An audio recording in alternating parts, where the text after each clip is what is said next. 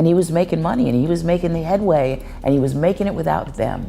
And I thought that's where my thinking comes in, is that it was once again about money.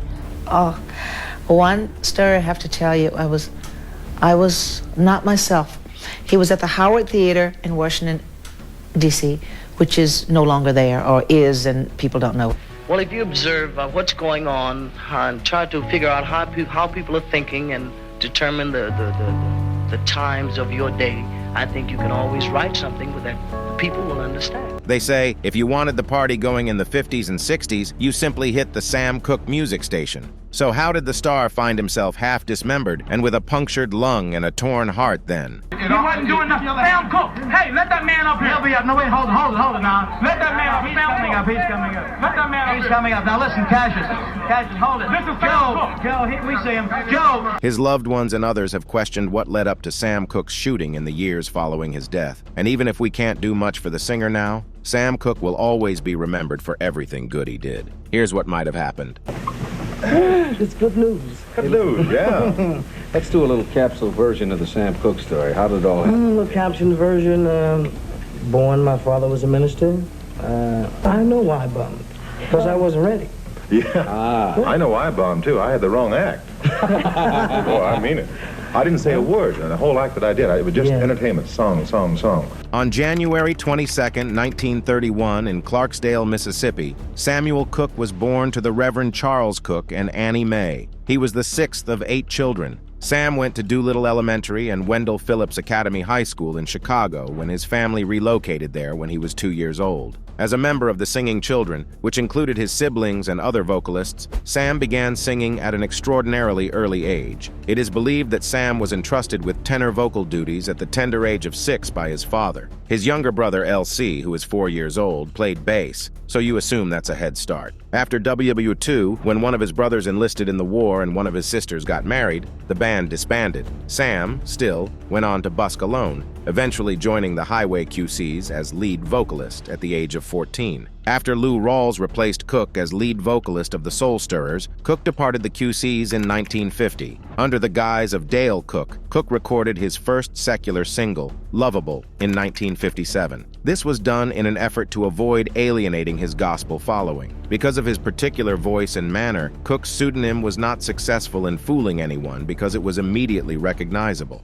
After going missing for a few months, Cooke eventually decided to add a E to his surname in order to demonstrate his dedication to starting over as a music artist who works in the secular genre. Naturally, the Stirrers were a gospel group that started in the mid-20s. From 1950 to 1956, Cooke was their lead singer. They recorded songs including Jesus Gave Me Water, Peace in the Valley, How Far Am I from Canaan, Jesus Paid the Debt, and One More River. After that, Cooke decided to go solo. Cooke had 29 tracks that reached the top 40 on the Billboard Hot 100 during his 8 years of professional solo music. Cooke was also quite prepared to rule the pop world after his flirtation with fame with the Stirrers. Together with his manager Roy Crane and record producer J.W. Alexander, he took the first steps toward establishing his own record label, SRR Records, in the year 1961. Between 1957 and 1964, he scored 30 top 40 songs in the U.S., and 3 more followed his D in 1964, transitioning from gospel to secular soul. The majority of these hits were written by Cooke himself. Cooke was a clever businessman in addition to his talents as a singer and songwriter. He was also a member of the band Kansas. For the purpose of ensuring that he maintained control over his music rights, he founded his own publishing firm in the year 1959. The year 1960 saw the beginning of his successful negotiations with RCA, which resulted in the offer of a $100,000 advance, which is equivalent to $1,036,304 in today's currency.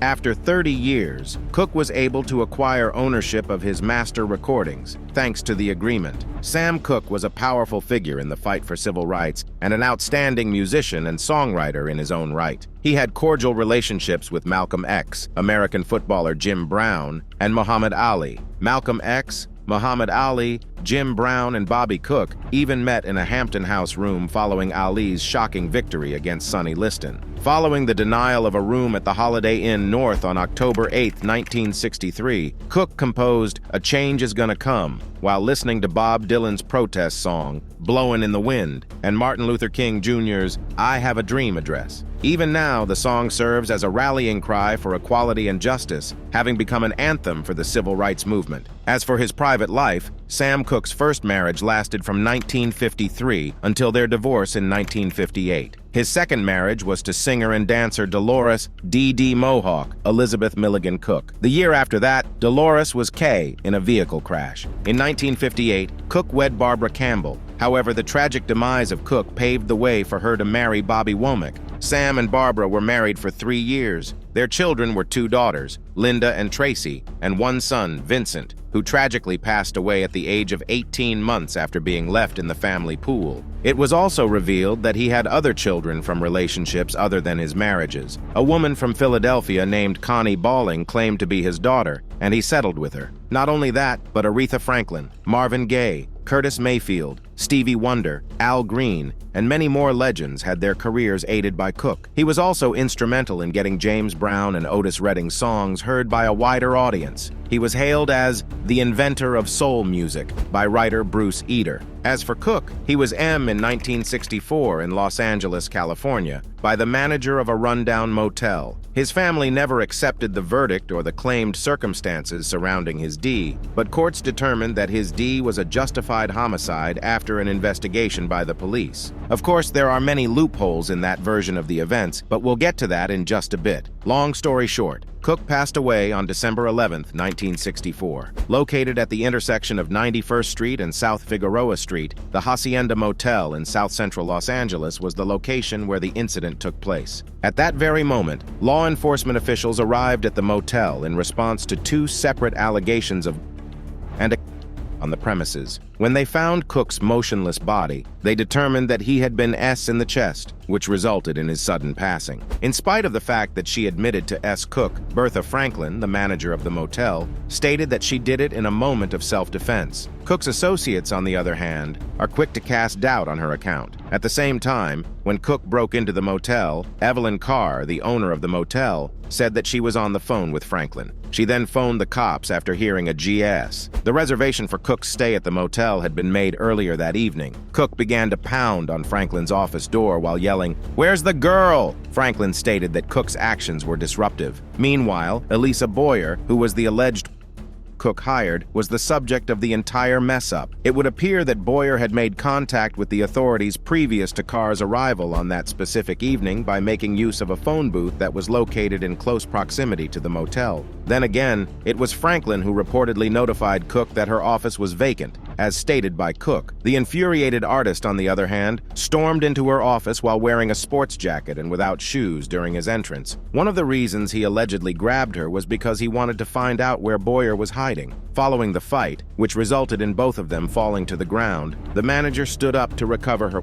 In the name of self-defense, she stated that she had shot Cooke because she was terrified for her life. According to Franklin's account, he mumbled, "Lady, you shot me," while he was overcome with thoughts of confusion. He allegedly pursued her once more, but she allegedly whacked him in the head with a broomstick, which caused him to stumble and ultimately resulted in his death. On the other hand, the reports that Boyer, Carr, and Franklin presented to the public were not accepted by all of the people who knew Cooke. The now famous performer is believed to have been the target of a plot, according to rumors. A statement made by Muhammad Ali, a boxer, also claims the same thing. According to him, the FBI would be investigating if Cooke had been Frank Sinatra, the Beatles, or Ricky Nelson. The artist Etta James also started to have doubts about the veracity of the official account after he witnessed Cooke's lifeless body in the hours leading up to his funeral. She asserted that the injuries she observed in Cooke were more severe than those that were disclosed. James claims that she observed Cooke to be seriously beaten and pummeling to the point that his head was virtually falling off his shoulders. Along with that, she mentioned that he had a disfigured nose and hands that were crushed and fractured. And even after a cursory examination of the situation, the claims given by both Boyer and Franklin appear to be suspicious. And yet, despite the fact that witnesses stated that he had a significant amount of cash earlier, his wallet was almost completely empty.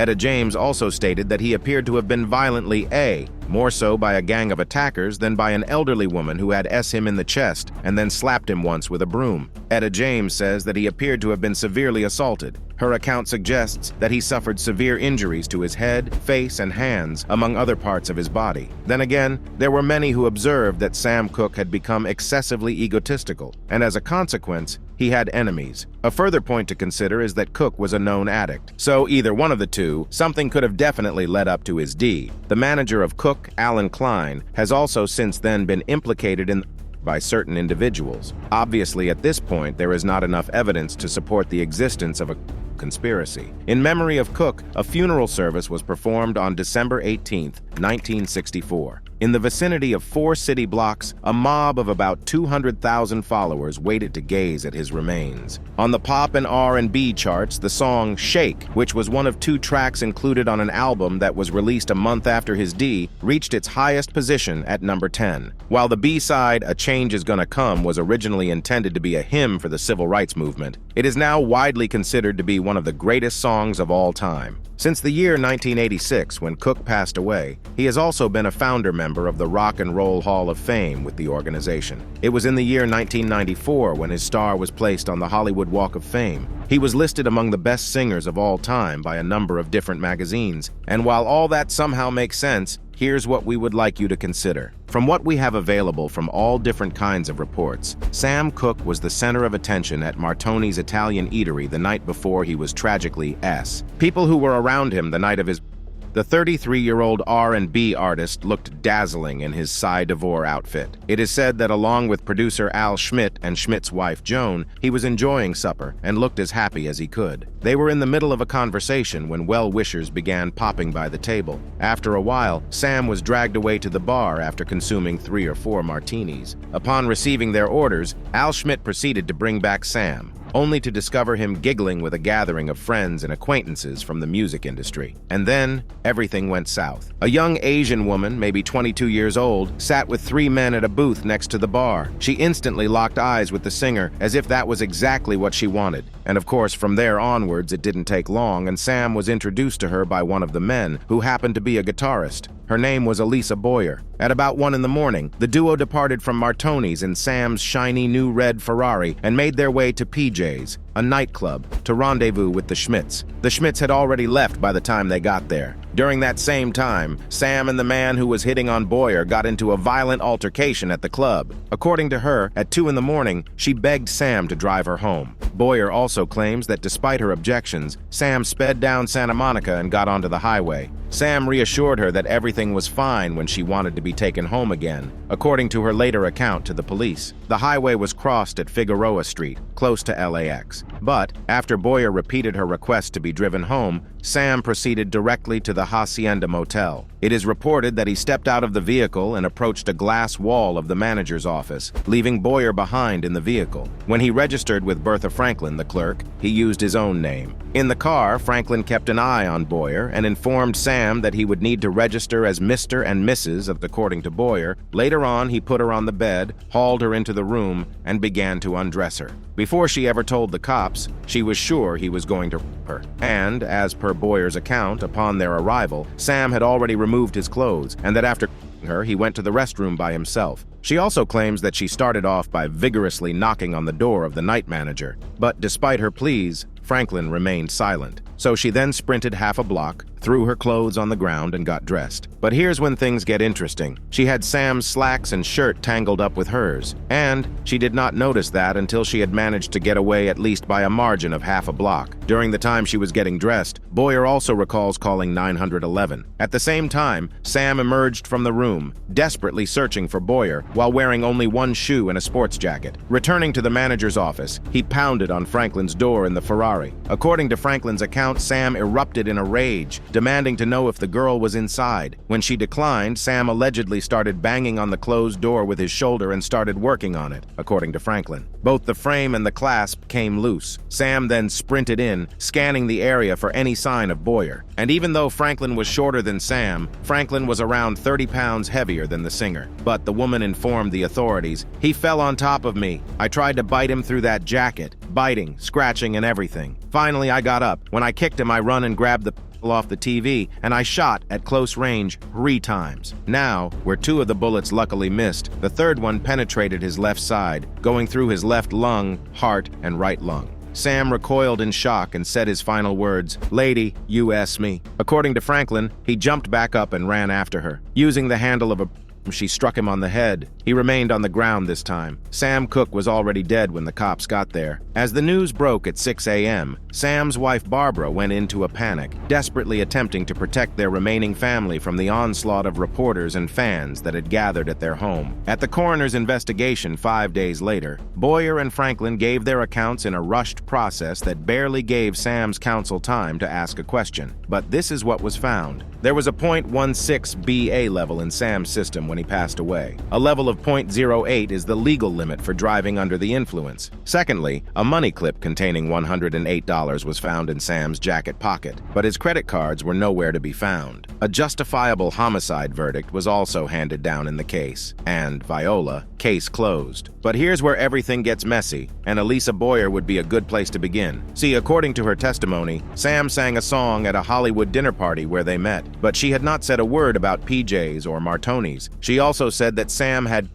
her, and that the speed of his car prevented her from escaping. Yet, Boyer was left alone in the car, as Sam went to the motel window to register, and that is when she had the option to run away or call for assistance. Also, why would Sam have registered under his true name if Boyer was his intention? Not to forget, Boyer claimed that while grabbing her own clothes, she accidentally removed Sam's from the room. But if she was only attempting to stop him from chasing her, then it would make perfect sense. Also, the pile of cash she found earlier in the night also remains a mystery. Surely she was well aware of its location. Meanwhile, an arrest for in Hollywood made Boyer's true nature public knowledge a month later. It was revealed that hookers frequented the Hacienda Motel because of its $3 hourly charges. Probably Sam paid for Boyer's services, and then she fled out of the bathroom with his money and credit cards. Not to mention, a jury found Boyer guilty of second-degree in 1979 for her boyfriend's death. Also, a number of death threats prompted Bertha Franklin, a former madam with a criminal record, to leave her position. She was also unsuccessful in her attempt to recover punitive damages and injuries from Sam Cooke's estate, which she had sued for $200,000. Barbara Cooke, on the other hand, was no stranger to her husband's infidelity. Instead, she was involved with a local bartender in a secretive relationship herself. That's right, but Barbara, being herself, had left the bartender 2 months prior to Sam's and wed Bobby Womack, who was Sam's buddy and backup vocalist. See how tangled the web already was, even before everything went wrong? And even as a young guy, Sam was a serial philanderer, or at least, this is what his friend Bumps Blackwell said of him. Sam would walk past a good girl to get to Some even speculated that he attempted to stop a narcotics deal involving a friend or family member, while others said that he was a hitman or that Barbara Cooke, enraged, planned the Meanwhile, many in the entertainment industry suspected a racial scheme. Sam had gotten into some trouble, as one would expect from a rising star, especially one of race in the 60s. On that particular night, other people who were staying at the motel also did not hear any sounds of a struggle or gunshots, which is again quite suspicious, and leads us to believe the conspiracy theories that he had been somewhere else before his body was brought to the motel. Not to forget, it is alleged that the racist Los Angeles Police Department did not conduct an adequate investigation into Cooke's at the time his D occurred. According to a friend of his, he was just getting too big for